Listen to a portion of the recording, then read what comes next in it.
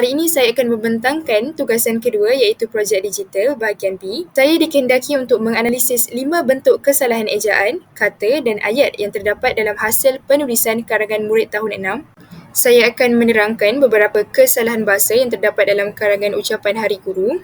Teks ucapan yang asal adalah seperti berikut.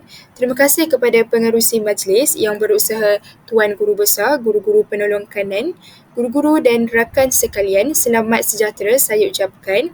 Pertama sekali, dari segi kesalahan kata, terdapat penggunaan kata ganti diri yang berulang iaitu saya. Dalam penulisan formal seperti ini, penggunaan kata ganti diri saya yang berulang tidak sesuai dan perlu diubah menjadi hanya saya sahaja.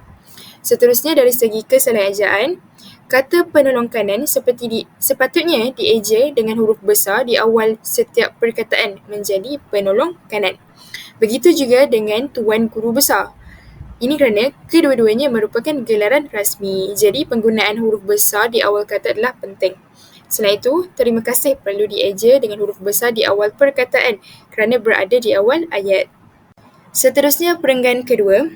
Dalam teks ini terdapat beberapa kesalahan dalam penggunaan kata. Contohnya, kata megengan sepatutnya ditulis sebagai menghargai untuk menyampaikan maksud yang lebih jelas.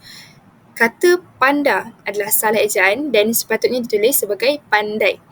Dalam teks ini juga kita dapat lihat beberapa kesalahan ejaan seperti Hari Guru yang sepatutnya dieja sebagai Hari Guru dengan huruf besar pada perkataan guru kerana ia adalah nama khas.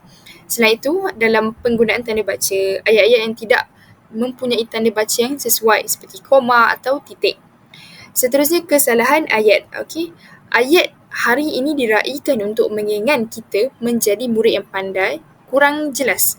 Sepatutnya boleh diperbaiki lagi menjadi hari ini diraikan untuk menghargai usaha kita menjadi murid yang pandai, untuk menyampaikan maksud dengan lebih tepat. Seterusnya, perenggan ketiga. Pertama, kita lihat kesalahan kata. Kata belajar dieja dengan salah dan sepatutnya ditulis sebagai belajar. Yang kedua, kata akan perlu ditulis dengan huruf kecil iaitu akan kerana ia berada di tengah ayat. Yang ketiga, bang cemerlang adalah frasa yang tidak tepat. Sebaiknya digantikan dengan yang cemerlang. Dan juga terdapat penggunaan kata ganti nama dan gelaran yang kurang sesuai. Anak-anak muridnya boleh digantikan dengan murid-muridnya sahaja untuk lebih ringkas. Seterusnya kita lihat kesalahan ayat. Struktur ayat di sini terlalu panjang dan tidak mempunyai tanda baca yang sesuai. Jadi kita akan pecahkan beberapa bahagian supaya lebih pendek. Contoh pembetulan, belajar dengan bersungguh-sungguh. Kami tahu bahawa guru akan berasa gembira apabila murid-muridnya mendapat keputusan yang cemerlang. Seterusnya, perenggan keempat. Pertama sekali kita lihat kesalahan ejaan. Kata memaafkan dieja salah sebagai memafaafkan.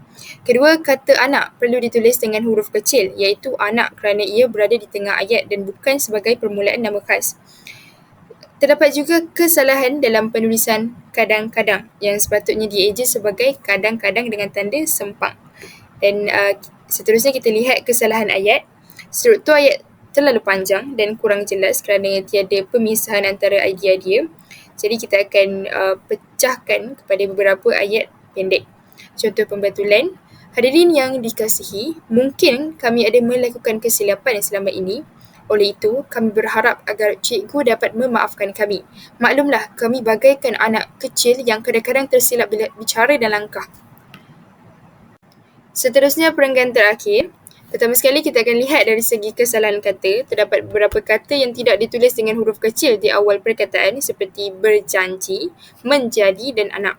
Semua perkataan ini perlu dimulakan dengan huruf kecil untuk konsistensi. Yang kedua, kata baik-baik sepatutnya hanya ditulis sebagai baik. Tiada keperluan untuk pengulangan kata dalam konteks ni. Dan perkataan pengetahuan yang digunakan adalah salah ejaan. Ejaan yang betul ialah pengetahuan. Selain itu, terdapat kesalahan pada perkataan ajar. Sepatutnya ditulis sebagai ajar. Kita akan lihat dari segi kesalahan ayat. Struktur ayat yang terlalu panjang dan tidak mempunyai tanda baca yang sesuai. Jadi, contoh pembetulan, kami berjanji akan menjadi anak murid yang baik. Apabila dewasa nanti, kami ingin menjadi rakyat yang berguna. Segala ilmu pengetahuan yang guru ajar tidak akan kami lupakan. Ini merupakan cadangan pembetulan untuk keseluruhan karangan. Dan ini merupakan rujukan. Sekadar itu saja daripada saya. Sekian, terima kasih.